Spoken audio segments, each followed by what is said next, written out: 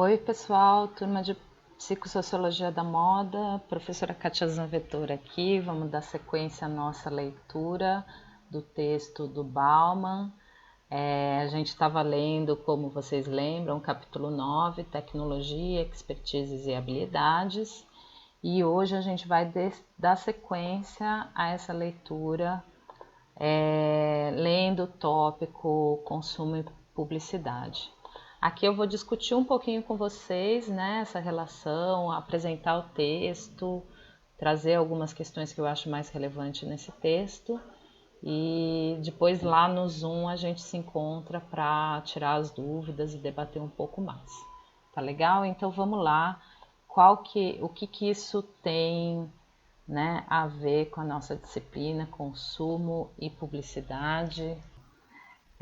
O Bauman e o May nesse texto estão justamente fazendo essa conexão, né, entre tudo que eles falaram anteriormente para a gente, né, entre a relação de consumo e a relação de tecnologia. Lembra que a gente estava falando de tecnologia e como a tecnologia inundou a nossa vida, a vida contemporânea a gente não a percebe mais sem a tecnologia. E a tecnologia ela nasce inicialmente a partir da necessidade de resolver problemas concretos do ser humano.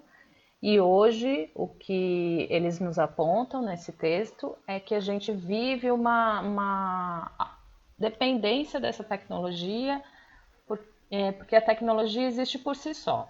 Né? Então, não necessariamente para resolver os problemas dos humanos, mas eles criam novas necessidades. A tecnologia cria nova necessidade a partir dessas relações de expertise e a gente fica cada vez mais dependente de todos esses traços relacionados à tecnologia.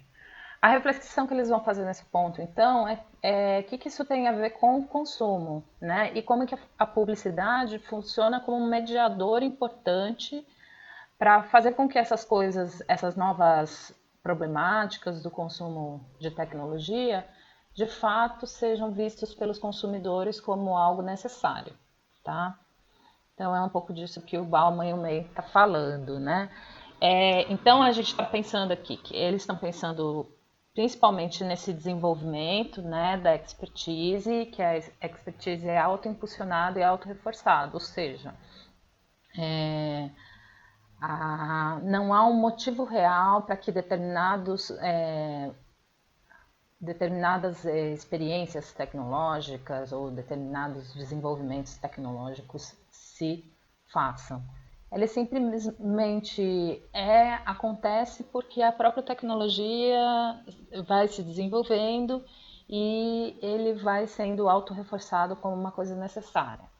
É o caso, por exemplo, que a gente discutiu na semana passada das redes sociais, né? Então, as redes sociais não existiam, ninguém vivia preocupado com isso, até que elas passaram a existir e a gente não vive mais sem isso. Né? É o caso dos seriados do Netflix, é o caso da última câmera do iPhone que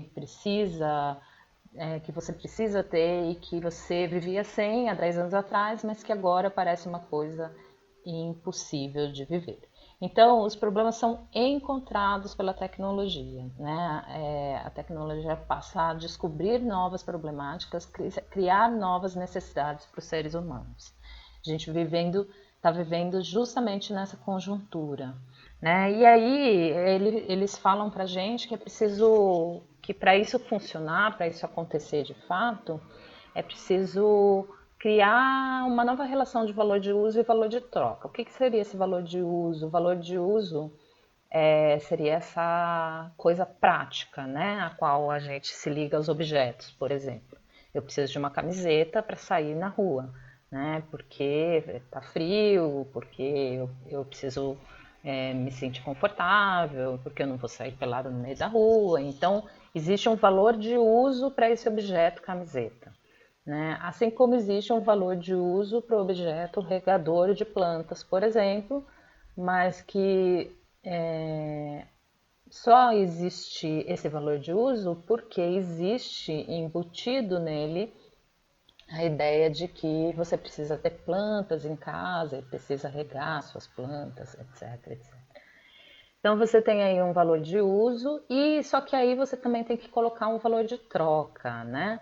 Então, um bom exemplo para isso é a gente pensar nos chinelos havaianas, por exemplo. O valor de uso dos chinelos havaiana, ele durante muito tempo foi um valor de uso muito colado ao valor utilitário do chinelo. Então, a pessoa que usava aquele chinelo usava porque ele era mais barato, porque ele era prático, porque ele não escorregava, né? Só que com o tempo foi se criando novos padrões, novas problemáticas para esse valor de uso, foi se colocando cor, foi se colocando designer, foi se colocando coisas bonitas nesse chinelo e foi acrescentando a isso o valor de troca, né? Então, o valor de troca do chinelo Havaiana, ele foi sendo alterado porque foi sendo agregado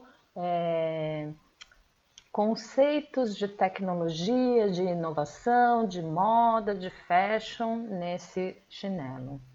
Então, o que a gente está dizendo aqui, o que na verdade o May e o Bauman estão dizendo aqui para a gente, é que os sujeitos eles vão ser na contemporaneidade o tempo todo, eles precisam ser persuadidos a fazer essa relação entre valor de uso e valor de troca, né? Eu só vou comprar uma coisa se eu entender que ele tem um valor de uso, mesmo que esse valor de uso não seja real, né? Que é o caso, por exemplo, da câmera do iPhone, né? Quem de fato precisa da câmera do iPhone para viver, muito pouca gente, talvez ninguém, mas a gente vai criando essa necessidade, vai tendo isso como algo muito importante, porque nossas fotos no Instagram não podem ficar feias, nós precisamos corrigir nossas rugas, etc, etc, etc. Então, esse valor de uso e valor de troca, a gente vai sendo persuadido a pensar que eles vão sendo alterados. O Marshall McLuhan ele criou o que os autores nos contam aqui, uma escala de valores para essa tendência, né? Que seria dividida em 3 etapas. Então, a primeira etapa seriam os objetos que servem aos nossos objetivos, aquilo lá que eu já falei. Então, o exemplo da camiseta, né? Ou então vamos, sei lá, pegar um exemplo de uma coisa mais ainda necessária, um alimento, né? Os objetos que servem de fato para os nossos objetivos. Esses estariam na primeira parte da escala do McLuhan, né? E aí, conforme a gente vai indo mais para o meio da escala, a gente vai pensar nos objetos que constroem nossa identidade. Então, são aqueles objetos que não necessariamente têm um valor de uso muito claro, mas eles constroem nossa identidade. Por exemplo, você manter na sua casa quadros e fotos e um monte de livros, porque isso faz parte da sua identidade, te constrói como identidade. Ou ainda a gente poderia, por exemplo, pegando o exemplo da camiseta, a gente tem uma camiseta que a gente precisa sair para andar por aí e não ficar pelado no meio da rua. Mas se a gente só que a gente não vai comprar qualquer camiseta. A gente vai comprar uma camiseta com a imagem de uma banda de rock que a gente gosta, né? Então essa camiseta ela vai criando um valor agregado, um valor simbólico, né? E está diretamente relacionado àquilo que a gente quer passar como mensagem. Né? Então os objetos constroem essa identidade, esses objetos que constroem a nossa identidade para o McLuhan, eles, na verdade, estariam mais numa perspectiva de co-construir, ou seja, ao mesmo tempo que a identidade é afetada pelos objetos, os objetos são afetados pela identidade. E aí, por fim, a gente chega no terceiro aspecto, que seria essa alteração crucial de relação da necessidade, em que a gente começa a precisar de certas tecnologias e a gente sente essa sensação de que a gente não vive sem elas, né? Então, essa sensação de que a gente não vive sem o nosso aparelho celular, essa sensação que a gente não vive sem a última calça da coleção Y, a sensação que a gente não vive sem uma rede social, enfim. Então, a terceira escala do McLuhan está diretamente relacionada a essa ideia de a presença, né, massiva da tecnologia nas nossas vidas. Na verdade, a gente não só é afetado por essa tecnologia, mas se a gente quisesse sair dessa tecnologia, a gente teria que sair da própria sociedade, né? É um pouco isso que ele fala no livro. Ele fala, tem uma citação que é bem legal. Ele fala: ao abraçar todas essas tecnologias, inevitavelmente nos relacionamos com elas como servomecanismos. Então, essa ideia de que a gente é servo da tecnologia, ao mesmo tempo que a tecnologia nos serve, né? Então, o que tem a publicidade a ver com isso? Bom, tudo a ver. A publicidade ela entra, então, para ajudar a sociedade nesse processo de persuasão do sujeito, né? Como que ela atua? Segundo os autores, ela atua em duas frentes. Primeira frente, colocar em dúvida o julgamento dos sujeitos. Então, o que os autores estão falando aqui é que essa própria compreensão que a gente tem das nossas necessidades e a habilidade que a gente tem de satisfazer essas necessidades, elas devem estar questionadas, elas precisam ser questionadas por sujeito. O sujeito precisa estar na dúvida se ele consegue realmente julgar o que ele precisa naquele momento. Em segundo lugar, ele tem aquela sensação, né, acredita que existe uma solução e métodos que possam ajudar nessa nossa incapacidade de julgar. Então, se a gente não estiver vivendo com essa dúvida, dificilmente a publicidade conseguiria atuar nas nossas decisões de compra, né? Como que isso vai aparecer na publicidade? Principalmente por meio da autoridade confiável, né? Os autores citam essas autoridades confiáveis, seria aquele o cientista desapaixonado, quando a gente assiste uma propaganda, por exemplo, o dentista da Colgate. O dentista da Colgate, ele é o cientista desapaixonado, é aquele sujeito que tem, né, que aparece no jaleco e vai lá e diz que você pode confiar, mata não sei quantos germes e bactérias. Ou então você tem a mãe experiente, que vai lá e vai dizer que esse sim é o tira-mancha que você pode confiar, né?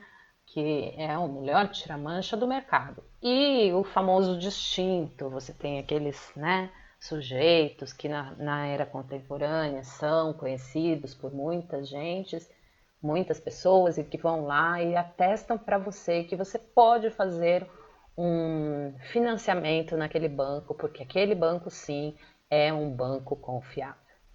Então, essa voz de autoridade que a publicidade se faz uso é fundamental para que os sujeitos reforcem essa ideia anterior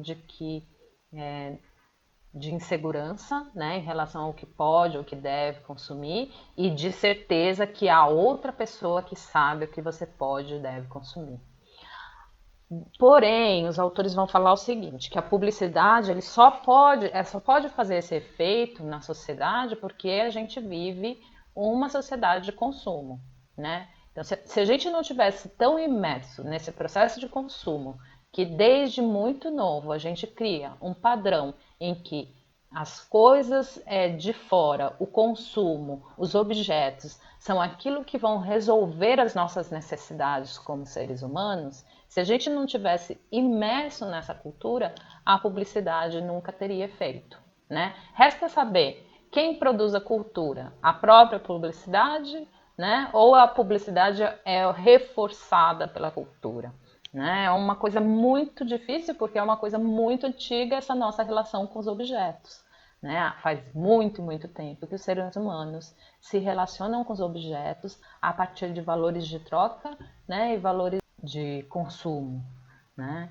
Então, enfim, o consumo, ele então é uma marca muito importante da nossa identidade, ela é uma marca criada pela necessidade da relação que a gente tem com o produto, né? Os produtos, os objetos estão em relação com a gente a partir de uma perspectiva de realização.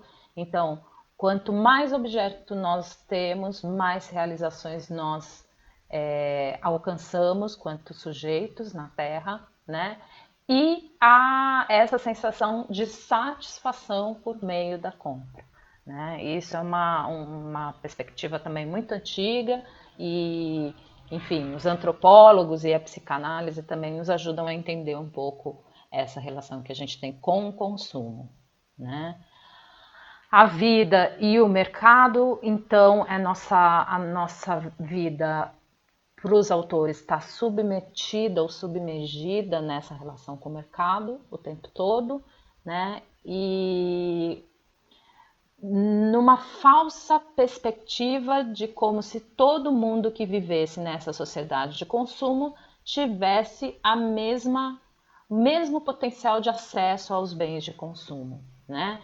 E a gente cria também, por outro lado, uma falsa sensação de que todos os nossos problemas poderão ser resolvidos com consumo. A situação que a gente está vivendo agora, nesse exato momento de pandemia, nos mostra que essa relação, essa falsa sensação de proteção em relação ao consumo é completamente construída e falsa, né? Nem quem tem dinheiro no atual momento tem certeza que pode chegar no hospital e será muito bem atendido, né? É claro que a pandemia acirra as diferenças de classe, né? A gente consegue ver isso. É claro que quem tem acesso a um hospital top de linha, de luxo, vai ter muito mais capacidade de vida do que quem não tem. Isso a gente vê nos dados, né? Você vê, por exemplo, a morte em Paraisópolis, na periferia de São Paulo, é muito maior que a morte no Morumbi, né? Que é o bairro próximo ali de Paraisópolis. Então, a gente percebe que não há o mesmo acesso, mas mesmo assim, o grande desespero da situação crítica, da situação mundial, da situação de pandemia mundial, é que uma pandemia ela coloca essas relações de consumo no limite e mostram para a sociedade que consumo não é suficiente para comprar certas coisas como saúde e segurança no momento de pandemia. Certo, pessoal? Então, para finalizar, na próxima semana a gente vai continuar da continuidade. Leiam, por favor, Estilo de Vida, Produtos e Mercados, né? E eu queria que vocês, eu vou postar lá no fórum, vou postar um fórum, eu quero que vocês reflitam no fórum essa semana sobre a sua própria relação de consumo.